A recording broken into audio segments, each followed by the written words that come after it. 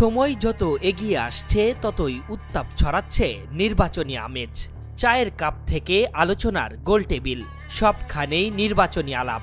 জনসাধারণের সেই ভাবনাকেও ছাপিয়ে গেছে রাজনৈতিক দলগুলোর ব্যস্ততা। কৌশল হিসেবে প্রার্থী নির্বাচনে চমক রাখছেন তারা। নির্বাচনের মাঠে উত্তাপ ছড়ানোর আগেই বিএনপিকে বড় টেক্কা দিয়ে দিল তরুণদের দল এনসিপি। ত্রয়োদশ জাতীয় সংসদ নির্বাচনী হাওয়া বইতেই বড় কার্ড খেলল এনসিপি। নারীর ক্ষমতায়নকে অগ্রাধিকার দিতে বিএনপিকে ছাড়িয়ে গেছে নাহিদ আখতার হাসনাতদের দলটি। এ তালিকায় যোজন যোজন তো বটেই, জায়গায় হয়নি জামায়াতে ইসলামীর। আসন্ন জাতীয় সংসদ নির্বাচনে ৩০০ আসনের মধ্যে একক দল হিসাবে ২৭২টি আসনে প্রার্থীর নাম ঘোষণা করেছে বিএনপি। বড় রাজনৈতিক দল হিসেবে উল্লেখযোগ্য হারে জায়গা হয়নি নারী প্রার্থীদের।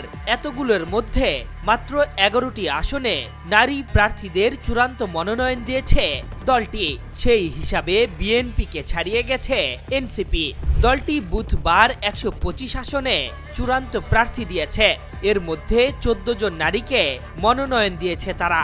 যেখানে বিএনপি মাত্র ৪% নারী প্রার্থী দিয়েছে, সেখানে শতাংশের হিসাবে ৭.২% এগিয়ে এনসিপি। ব্যালটের লড়াইয়ে বিএনপির ব্যানারে সবচেয়ে বড় নামগুলোর তালিকায় আছেন শামা ওবায়েদ, সানজিদা ইসলাম তুলি, ডাক্তার সানসিলা জেবরিনের মতো প্রার্থীরা।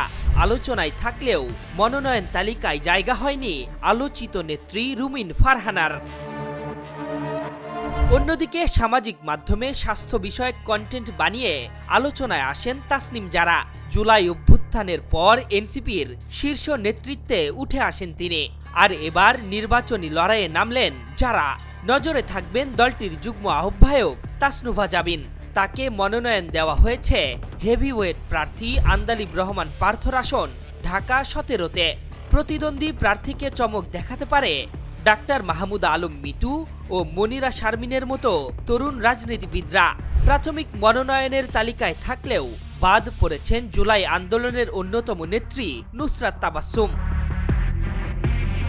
এদিকে এখনো নারী প্রার্থীদের নাম ঘোষণা করেনি জামায়াতে ইসলামী।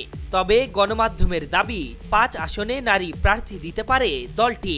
এ তালিকায় মুসলিমদের পাশাপাশি অমুসলিম ও আদিবাসী শাখার নেত্রীরা স্থান পেতে পারেন। ঢাকা ১৮, খুলনা ১, মাগুরা ১, ২ এবং পঞ্চগড় ১ আসন থেকে প্রতিদ্বন্দ্বিতা করতে পারেন তারা। শেষ পর্যন্ত আদৌ কি তারা নারী প্রার্থী দিবেন কিনা তা নিয়ে আছে বড় সংশয়। আশরাফুল ইসলাম, ওয়েভ 24।